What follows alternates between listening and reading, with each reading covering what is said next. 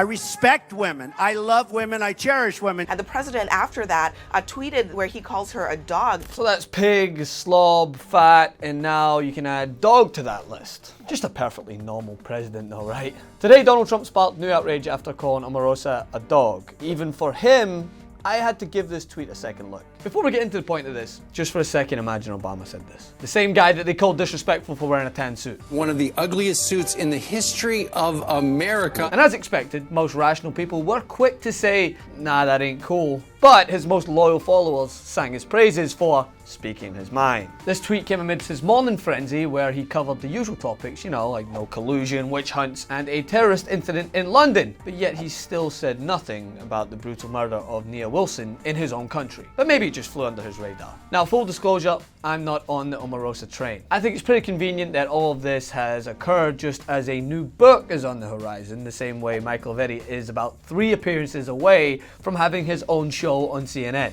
Trump hating sells. Regardless of how much you despise the current president, you'd have to be foolish to think that these outspoken haters are doing it solely for the good of the nation.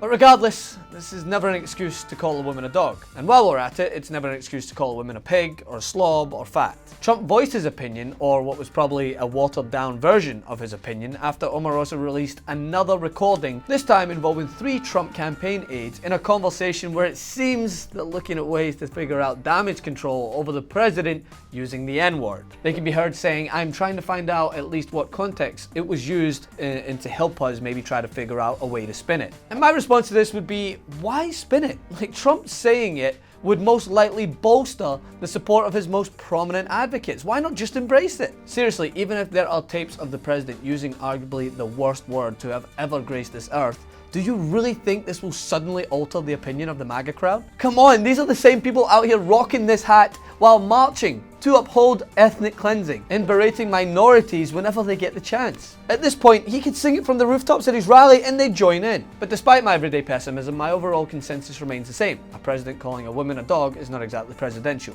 It's actually foul. So hang tight for some false outrage from those in his party, followed up by some well-intentioned strong words, and a whole lot of nothing will change. It's just another day in the White House. Did you know that TYT Network is now available on YouTube's new streaming platform, YouTube TV? Get access to full TYT episodes and exclusive shows by signing up for YouTube TV today. All new subscribers get a 7-day free trial, so head over to youtube.tv and search for the TYT Network channel.